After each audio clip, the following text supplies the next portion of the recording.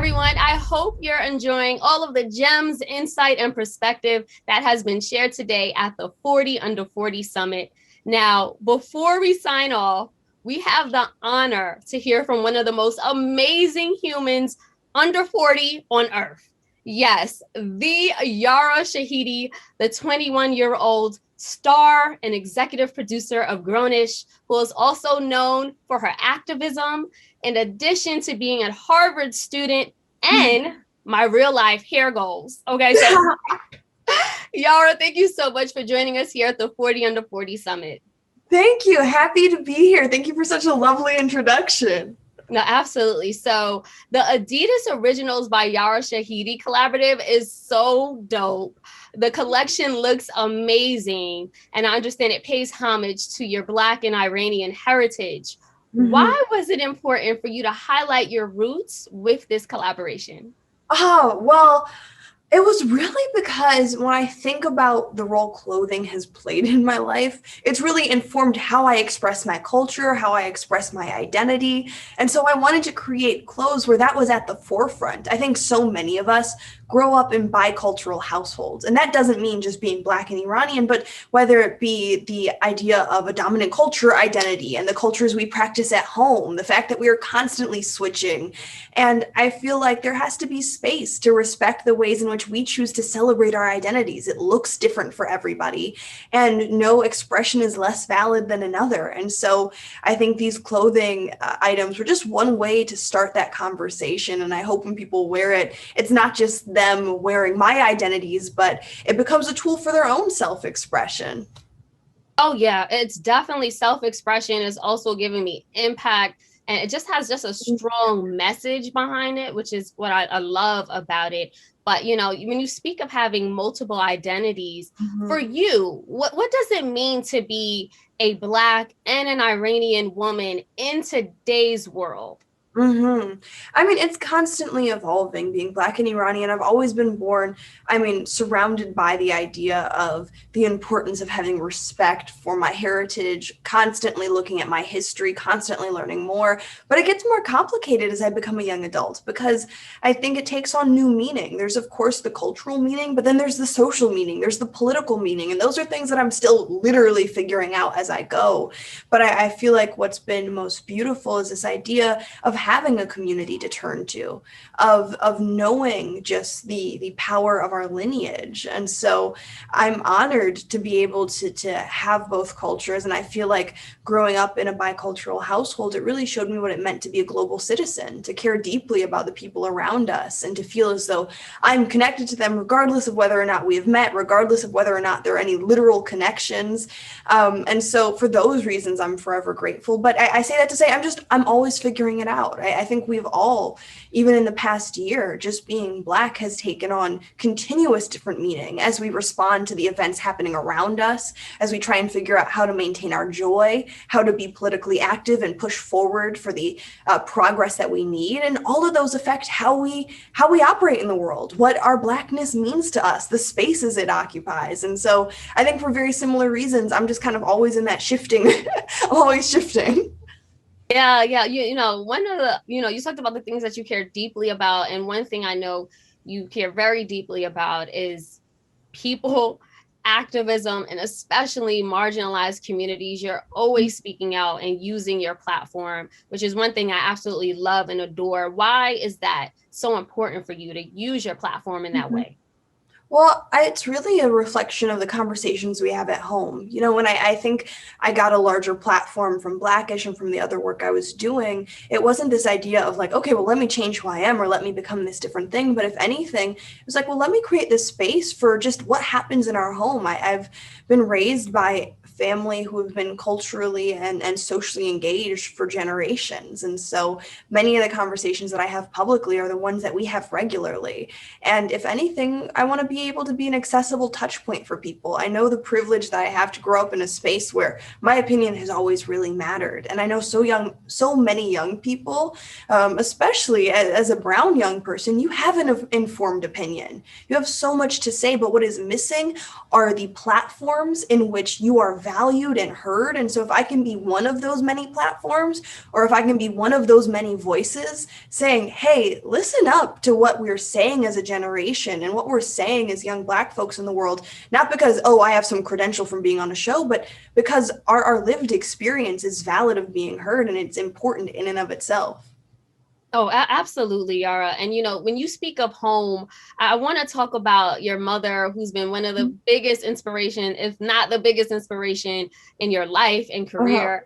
And now you two have your own production company, which gives you another platform to continue to uplift those voices and those communities. Tell us why it was so important for you to even launch your own production company and what it is that you intend to do. Right. Well, I think as a family, my parents have always shown me the impact of media. I grew up in a household where we literally watched max an hour and a half of television on Saturdays, maybe Sunday. And it wasn't until I was literally on a show regularly that the TV was on during the week. And so in many ways, media became even more impactful because the little that we were seeing were the things that were helping shape our worldview.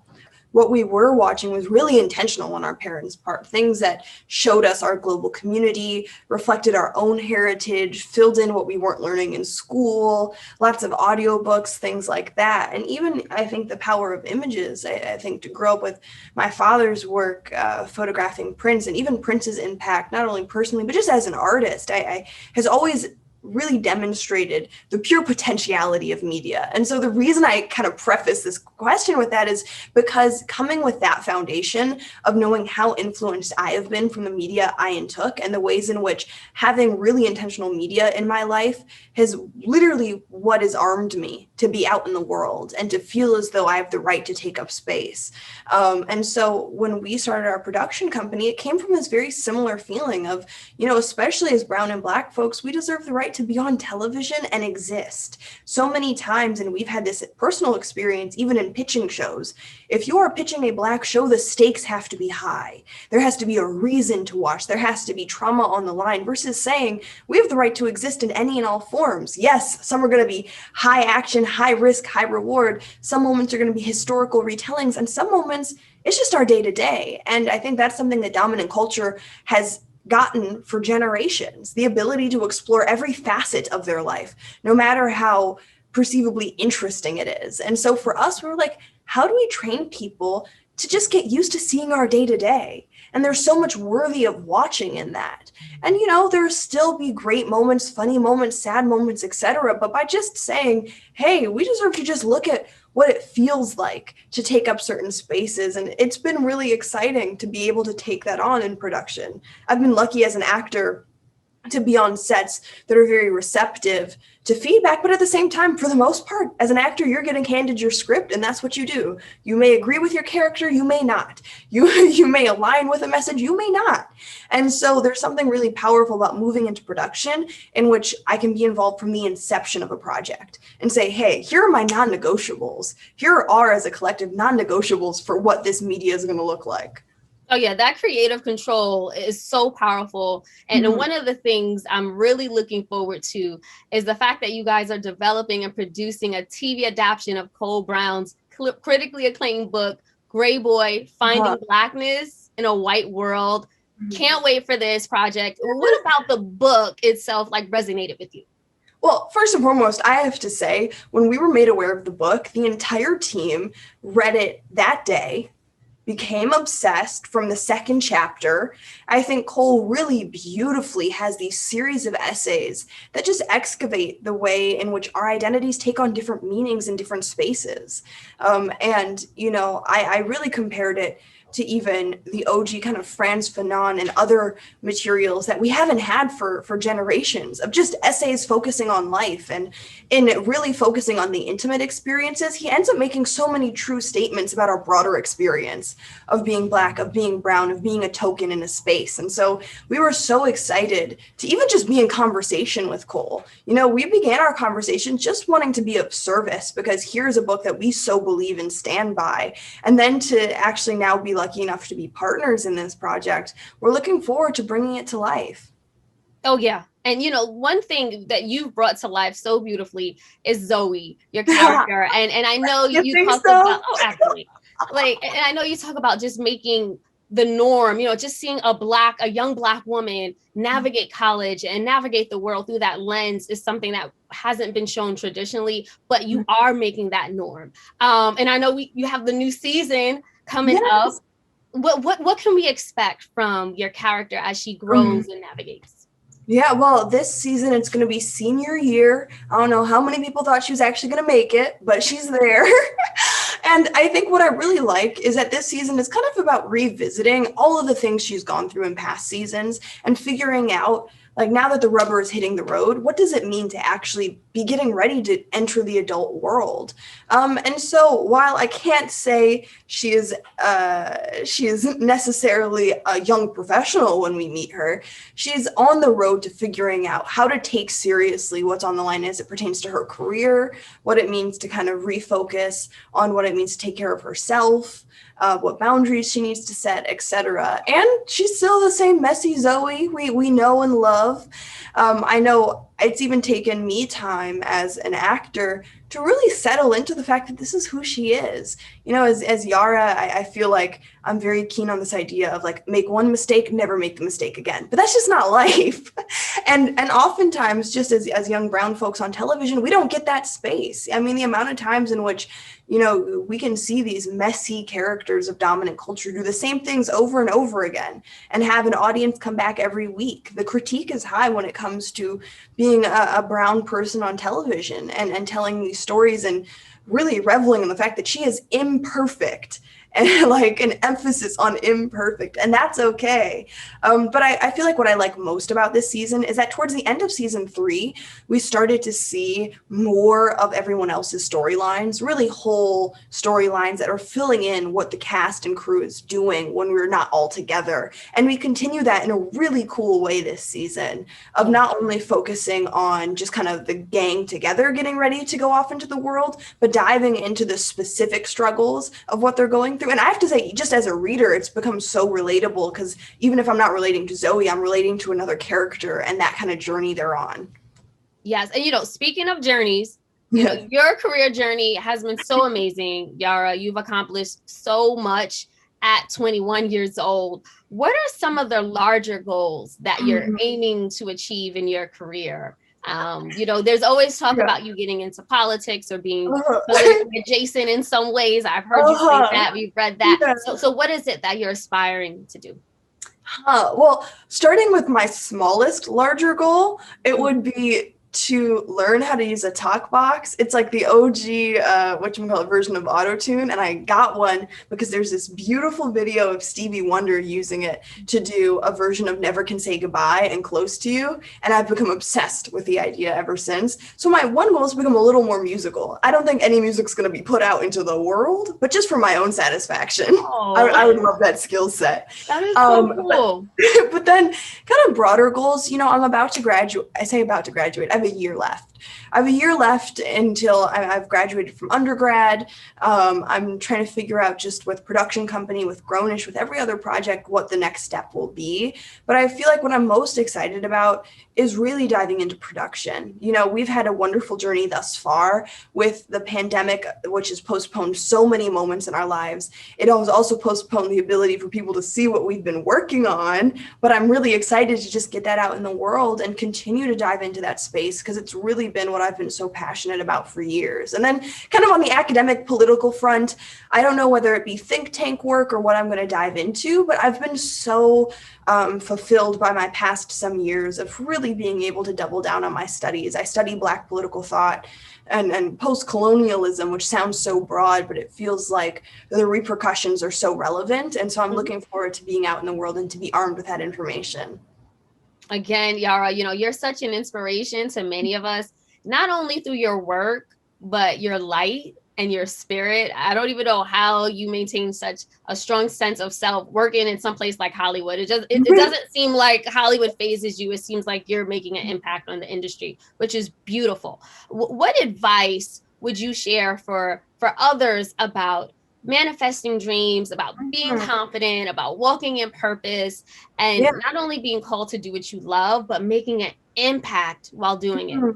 I love that question. Well, I think something I say often is that you're only as good as your support network. The one thing I can say is, for as much as I do, I have a support network to match, both family, friends, a team, personal mentors, and we're constantly talking, constantly trying to figure out how to make our systems more seamless, how to make sure that everything we're doing is even more oriented towards our goals of impact. And so I think the one thing that people may not necessarily see, because you just kind of see me out in the world, is that we're constantly fine-tuning, but that requires people around you. And so whether that be your family or your chosen family or people that have become mentors along the way, the idea of doing something independently is just, it's unnecessary. We're supposed to rise through this as a community, as a group.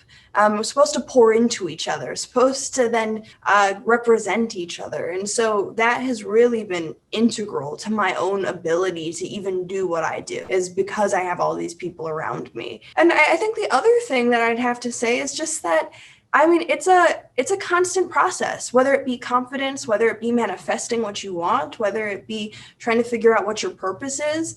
Mine shifts regularly. The ways in which sometimes I feel like, okay, what I'm doing isn't big enough. It isn't making enough of an impact. It isn't necessarily achieving exactly what I want. And I've even had to reframe multiple times the importance of intimate moments as impactful.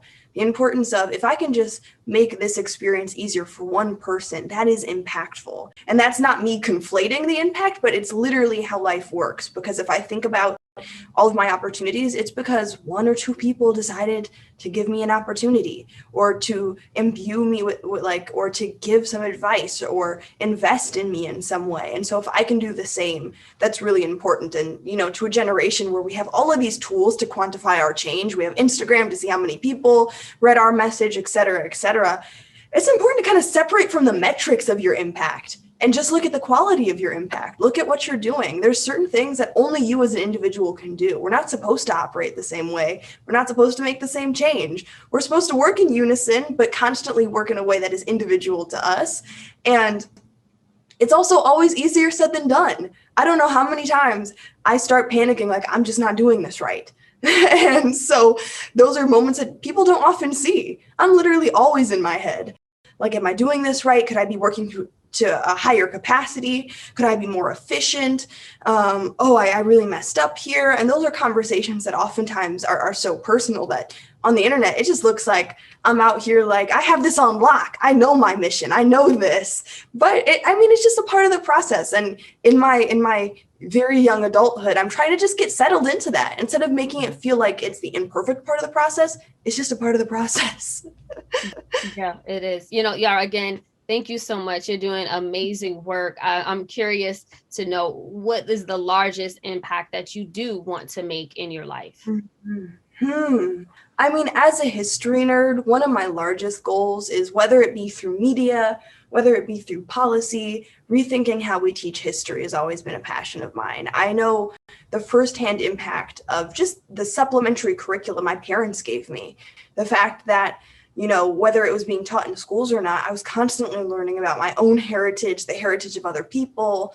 And I feel like that is literally why I entered into this space and feel so deeply connected to global struggles, to paying attention to what's happening in the world. And many people don't get that opportunity. I mean, if you're brown or black, we barely get to hear about ourselves in schools and in public spaces. So how are we expected then to carry on with helping out and investing in the struggles of others? But it was in this kind of active investment that I was not only able to make the connection to helping my global community as being of service to my personal communities. And so I feel like, whether it be through the media we create, telling new stories and new histories, or whether it be through me getting my hands on a textbook and just writing one, I don't know what it's going to be, but that is the goal. It's going to be great. Whatever it is, it's going to be great. Thank you, Yara Shahidi, for being here with us today at the 40 Under 40 Summit. Congratulations again. And just keep being you, girl, because you are a shining sis. You are inspiration. We love it. And we'll continue to support you. Thank you so much. I really appreciate this conversation. Much love to you. Thank you. Thank you all for joining the Black Enterprise 40 Under 40 Summit hosted by Amazon. We hope you're leaving today's virtual experience feeling inspired, energized, and yes, challenged by the young, gifted Black leaders you heard from today. Their message was loud and clear. We need every generation of Black Americans to move the culture forward. So let's continue to make strides in the advancement of our people by building economic, political, and community empowerment.